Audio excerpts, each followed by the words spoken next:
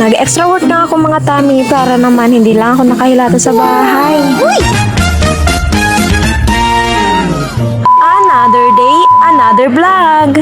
Hi mga tami, so for today's video ay samahan nyo ako dahil pupunta ako sa extra work ko. Nagdadali-dali na nga ako dyan mga tami dahil nga 6 AM ang pasok ko at 5:30 na yan ng umaga. Buti nga at nandito si Tami at siya na lang daw ang maghahatid sa akin. Napaka-effort nga talaga ni Tami na maghatid sundo sa akin. Sabi ko nga ay maglalakad na lang ako dahil malapit lang naman para hindi na siya maistorbo sa kanyang pagtulog. Ay, hindi nga siya talaga pumayag. Ang pinagtatrabawan ko nga pala Tami dito lang sa may barangay San Isidro.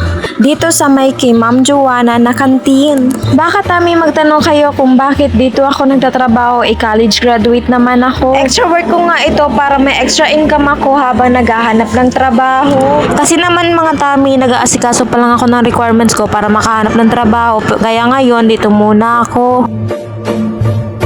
Kung mapapansin nyo nga mga tamis ay magapa dyan yung mata ko. Paano ba naman kasi ay talagang puyat ako kagabi kasi nga nagwiwig ako paggabi at ngayon naman ay mag-extra income ako dito sa kantin. Malapit na nga ako dyan mga tami makarating sa pinagtatrabahuan ko at eto nga ay nakarating na ako. O diba ang bilis? Uy!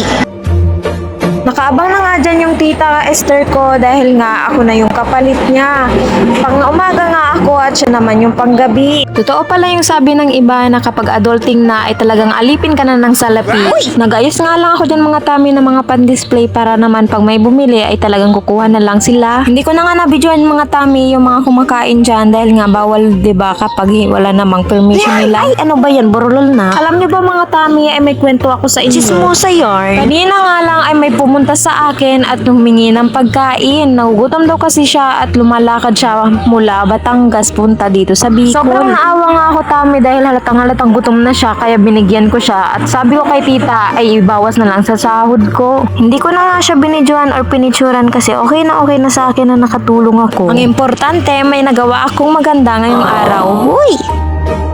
Balik na nga tayo dito Tami sa ginagawa ko at tama na yung chismis. Pero sa totoo lang talaga Tami, napakasarap sa pakiramdam kapag may natutulungan kang ibang tao. Maliit man yan o malaki, basta ang importante ay tumutulong. Sa kakachismis ko nga sa inyo Tami, ito nga ay tapos na ako magupit ng mga pan-display. Pasensya na nga mga Tami kung talagang maingay ang voice over ko. Ano ba naman kasi dito ako nag-voice over sa pinagtatrabawan ko habang wala pang customer. Huwag ka na bing magpaliwanag wag na. Ay pinagalitan yung sarili. Tami ay talaga gutom na ako kaya kumain na ako. Tara Tamis, kain tayo. Habang mino-voice over ko nga ito Tamis, talagang tawang-tawa ako sa sarili ko. Paano ba naman kasi Tami, yung ulam iniilalim ko sa kanin?